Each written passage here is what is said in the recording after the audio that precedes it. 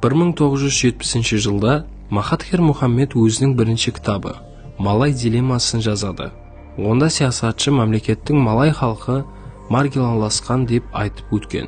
Малайлардың өздерін екінші дәрежелі адамлар дәрежесіне көніп жасап атырған үшін сын пікір білдірген. Кітап Малайзияда тез арада қадаған етілді. Бұл тыйым салыну 10 жылдан артық давам етеді.